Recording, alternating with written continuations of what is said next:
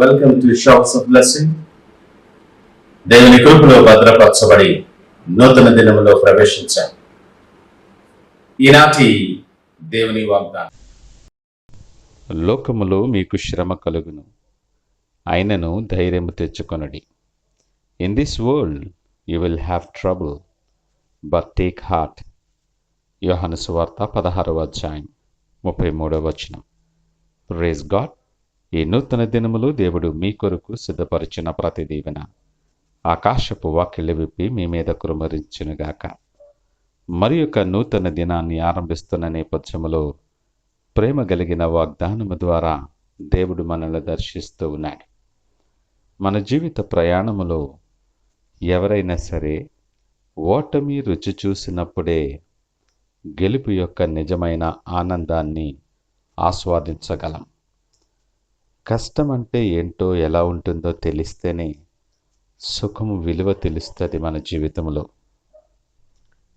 చీకటిలో నడిచిన వానికే వెలుగు విలువ తెలుస్తుంది. మన జీవితం నిరంతరమైన పోరాటమే. ఈ మార్గములో అనేకమైన గెలుపు ఓటములు, చీకటి వెలుగులు, కష్ట సుఖాలు ఉంటూనే ఉంటాయి. పరిస్థితుల ప్రభావము చేత, ఆయా కారణాల చేత చాలాసార్లు మనకు వరుస ఓటములు, వరుస కష్టాలు, చీకటి మార్గాలు ఎదురైనప్పుడు చాలా కలవరపడిపోతాం. ఎదుర్కొనే సమస్యలతో, అనేకమైనటువంటి వ్యక్తిగత పరిస్థితుల చేత ఇదేలే జీవితం, ఇంతకంటే ఎక్కువ ఏముంటుంది అని మనకు మనమే సర్ది చెప్పుకుంటూ ఉంటాం.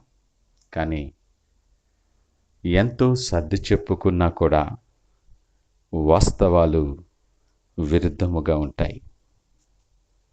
శ్రమలు ఎక్కువై బలహీనపడతాం. సరిగ్గా ఇలాంటి సమయంలోనే నేను ధైర్యపరిచే వాగ్దానం ద్వారా దేవుడు నీతో సూటిగా మాట్లాడుతూ ఉన్నాడు. నీకు లోకములు శ్రమ ఉంటుంది, కానీ నువ్వు ధైర్యము తెచ్చుకో. నీ పక్షమున యుద్ధము చేయవాడును నేను.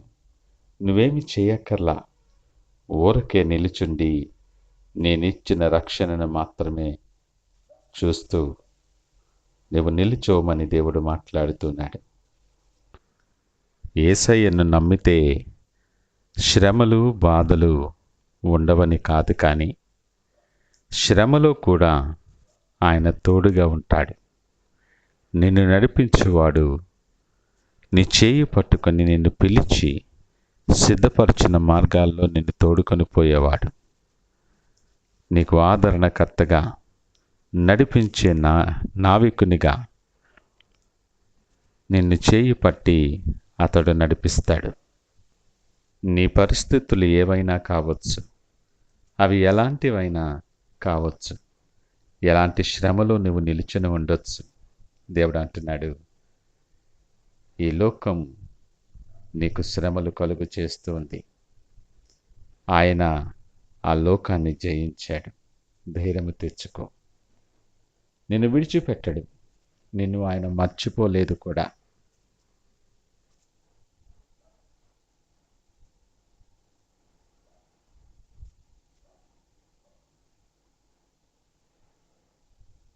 పరిస్థితుల వైపు చూడక నీ భారం ఆయన మీద మోపు. నిన్ను ప్రేమించే దేవుడు ఆయన నీ పక్షముగా వ్యాజ్యమాడువాడు. ఆయన సన్నిధి నీతో నిత్యము ఉంచువాడు. ఆయన మీద నువ్వు భారం మోపితే, ఆయనను నమ్ముకుంటే నీ కార్యం ఆయన నెరవేర్చునని వాగ్దానం ఇస్తూ ఉన్నాడు. ఈ నూతన దినములు దేవుని వైపు చూస్తూ మన హృదయాలు సిద్ధపరచుకుందాం.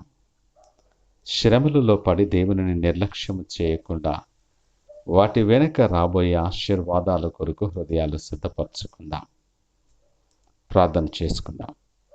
పరిశుద్ధుడు, ప్రేమ నమ్మకమైన మా యేసయ్య స్తోత్రాలు. ఉదయకాల సమయం నాతో మాతో మీరు మాట్లాడారు, వందనాలు.